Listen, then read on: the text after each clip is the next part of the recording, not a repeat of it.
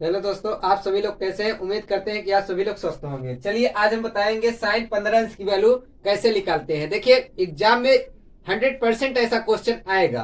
ध्यान दीजिएगा, कुछ भी नहीं है। देखिए साइन ए माइनस बी का सूत्र होता है sine A into cos B minus cos A into sine B. ये आपका सूत्र होता है। बाकी आपको इसे ऐसा तोड़ना है कि मतलब हम दोनों का वैल्यू रख सके, ऐसा तोड़ना होगा। तो बताओ साइन को हम ऐसा तोड़े जिसे अगर हम 45 में से अगर हम 30 घटा दें तो कितना बचेगा? 15 ही ना बचेगा। और ये टूट भी जाएगा और 45 में से 30 घटाएंगे 15 भी बचेगा। और दोनों का वैल्यू भी रख सकते हैं, साइन 45 या आपका साइन 30, दोनों की वैल्यू रख सकते हैं। तो देखिएगा साइन ए माइनस बी का सूत्र होता है, क्या होता है? साइन ए का स्थान पर कितना रखना है? ए का स्थान पर आपको रखना है 45, ठीक है। बी का स्थान पर रखना है कितना? 30, ठीक है। बी का स्थान कितना रखना है? 30 रखना है। तो ध्यान दीजिएगा ए का स्थान पर 45, तो साइन 45, ठीक है। अब कॉस बी का स्थान कितना? 30, ठीक है। माइनस कॉस ए का स्थान कितना? 45, ठीक है। अब गुणते साइन बी का स्थान कितना? 30, ठीक है। अब क्या करेंगे? ध्यान दीजिए साइन 45 वैल्यू क्या है? 1 अपान कर्णी में 2, 1 अपान कर्णी में 2 गुणते कॉस 30 वैल्यू कर्णी में 3/2, ठीक है। माइनस कॉस 45 वैल्यू कितना है? 1 अपान कर्णी में 2 गुणते साइन 30 की वैल्यू 1 अपान 2। तो ध्यान दीजिए इसे गुणा करेंगे तो कर्णी में 3 बटा ये 2 कर्णी में 2 हो जाएगा, ठीक है, क्योंकि ये आपका स्वतंत्र संख्या है। माइनस 1 अपान ये 2 कर्णी में 2 होगा, ठीक है। अब देखिए हरों का एलसीएम लेंगे तो 2 करने में 2 आएगा। अब इससे भाग करेंगे तो कैंसिल हो जाएगा, एक बार जाएगा, एक गुणा करने 3 में करेंगे तो करने 3 ही आएगा। माइनस इससे भाग करेंगे तो कैंसिल होगा, 1 आएगा, ठीक है। तो देखो इतना आंसर आपको आ गया। चलिए अगले क्वेश्चन की ओर चलते हैं।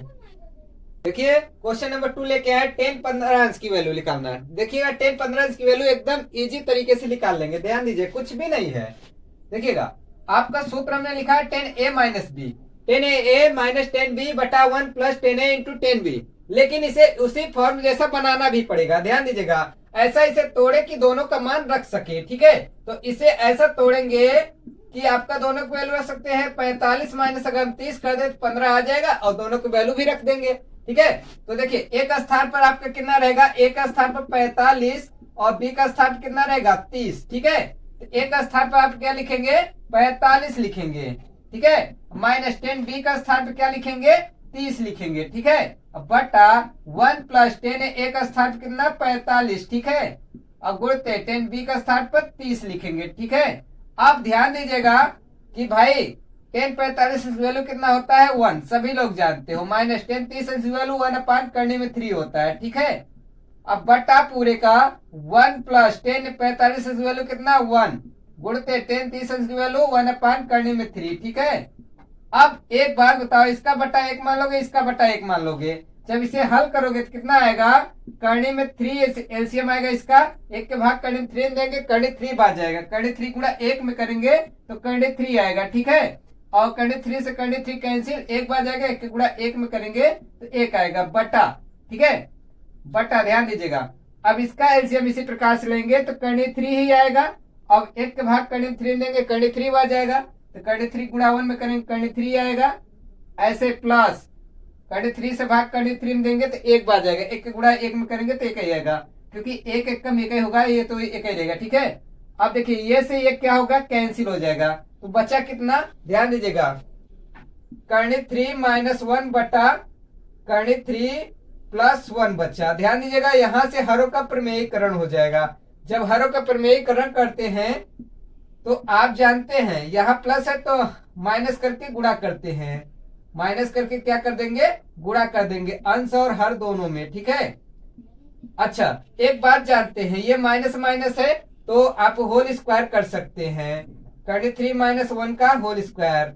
इधर आपका एक क्वेश्चन में a प्लस बी, एक क्वेश्चन में a माइनस बी, तो a square minus B square होता है, ठीक है। a square minus B square होता है। तो अच्छा एक बात बताओ कि भाई ये इसे तोड़ोगे तो क्या होगा? a स्क्वायर मतलब आपका 3 निकल आएगा, माइनस 2ab मतलब 2 करने में 3 आ जाएगा, और प्लस बी स्क्वायर मतलब 1 ही आएगा, ठीक है, क्योंकि b का स्थान 1 है। इसमें से 3 निकलेगा माइनस 1 तो कितना आएगा? ध्यान दीजिए 3 एक कितना हुआ 4 और 2 करनी में 3 बटा आपका 2 आएगा। इसमें से आप 2 कॉमन ले सकते हैं तो बचे क्या 2 माइनस करनी में 3 बटा 2, 2 से 2 कैंसिल हो जाएगा, कितना आएगा 2 माइनस करनी में 3। ये हमारा वैल्यू आएगा, किसका वैल्यू आएगा आप बताएंगे। इसका 10-15 अंश की वैल्यू आएगा 2 माइनस करनी में 3। तो उम्मीद करता हूं कि आपको समझ में आया होगा। तो चलिए अगले क्वेश्चन की ओर। क्या है cos 15 अंश की वैल्यू निकालना। ध्यान दीजिएगा कैसे निकालेंगे। इसे ऐसा तोड़ना होगा कि दोनों का मान हम रख सकें। तो इसे हम कैसे तोड़ेंगे, ध्यान दीजिएगा हम तोड़ सकते हैं 45 माइनस 30।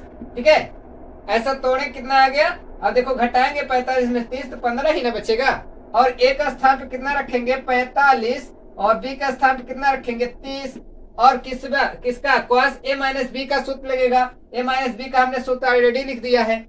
बस आपको रखना है cos a का स्थान पे कितना है 45। ठीक है, अब गुणते cos b का स्थान पे कितना है 30 प्लस sin a का स्थान पे कितना है 45। ठीक है, अब गुणते b का स्थान पे कितना है 30।